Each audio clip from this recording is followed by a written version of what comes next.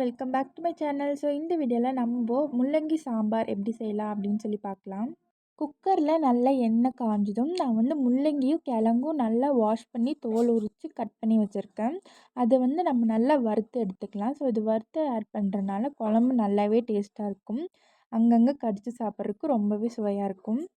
So அது கூடயே மஞ்சள் போட்டு நல்லா வதக்கி எடுத்துக்கோங்க. ஜஸ்ட் ஒரு 7 மினிட்ஸ் வதக்குனா போதும். ஸோ அப்படியே அப்பப்போ அது நல்லா மிக்ஸ் பண்ணி விட்டுட்டே இருங்க. இப்போ நல்லா வதக்குண்டு இன்னொரு பேனில் ஷிஃப்ட் பண்ணிவிட்டு அதே குக்கரில் ஆயில் ஆட் பண்ணிக்கோங்க. அதுக்கப்புறம் எப்போதும் போல் கடுகு ஜீரம் போட்டு தாளிச்சிக்கோங்க. வெந்தயம் வேணுன்னா நீங்கள் ஆட் பண்ணிக்கலாம். அப்புறம் நான் பெரிய வெங்காயம் சின்ன சின்ன ஸ்லைசஸாக கட் பண்ணி வச்சுருக்கேன். அதுவும் நீங்கள் ஆட் பண்ணிக்கோங்க. ஆட் பண்ணிவிட்டு நல்லா வதக்கி விடுங்க. இதை ஃபஸ்ட் டைம் என்னோடய சேனல் நீங்கள் வியூ பண்ணுறீங்கன்னா மறக்காமல் என்னோடய சேனலை சப்ஸ்கிரைப் பண்ணிக்கோங்க. கூடவே இருக்க பெல் ஐக்கான் கிளிக் பண்ணி வச்சுக்கோங்க. அப்போ தான் நான் போடுற வீடியோஸ் எல்லாம் உங்களுக்கு நோட்டிஃபிகேஷனில் வரும். நம்ம வீடியோஸ் பார்க்குறதுக்கு ஈஸியாக இருக்கும். ஸோ வெங்காயம் நல்லா கொஞ்சம் கலர் சேஞ்ச் அளவுக்கு இந்த மாதிரி கலர் சேஞ்ச் ஆகிற அளவுக்கு நல்லா வதக்கி விட்டுக்கோங்க. அது கூடவே தக்காளி ஆட் பண்ணி வச்சுக்கோங்க. தக்காளி நல்லா மசிஞ்சு வர வரைக்கும் நல்லா வதக்கி விட்டுக்கோங்க.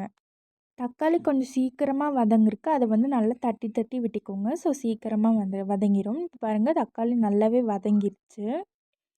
இந்த ஸ்டேஜில் உங்களுக்கு அடி பிடிக்கிற மாதிரி இருந்துச்சா லைட்டாக வாட்டர் ஆட் பண்ணி அப்படியே மிக்ஸ் பண்ணி குக் பண்ணிக்கோங்க. ஸோ இப்போ நான் 2 டீஸ்பூன் சில்லி பவுடர் ஆட் பண்ணிக்கிறேன். தேவையான அளவு உப்பு.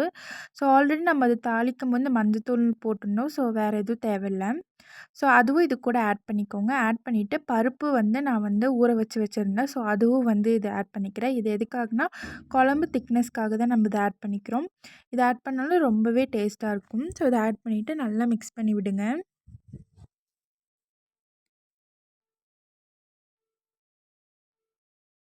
நல்லா மிக்ஸ் பண்ணி வந்ததுக்கப்புறம் உங்களுக்கு தேவையான அளவு உங்களுக்கு குழம்பு திக்காக வேணும்னா அதுக்கு தகுந்த மாதிரி வாட்டர், இல்லை கொஞ்சம் தண்ணியாட்ட வேணும்னா அதுக்கு தகுந்த மாதிரி வாட்டர் போட்டு நல்லா மிக்ஸ் பண்ணி விட்டுக்கோங்க. அதுக்கப்புறம் விசில் போட்டுருங்க.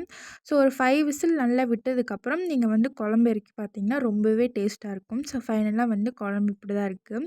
கண்டிப்பாக இந்த ரெசிபியை ட்ரை பண்ணி பாருங்கள். இதே மாதிரி நிறைய வீடியோஸ் பார்க்க மறக்காமல் நம்ம சேனலை சப்ஸ்கிரைப் பண்ணி வச்சுக்கோங்க. நான் இன்னொரு ரெசிபியோடு உங்களை மீட் பண்ணுறேன். பாய்.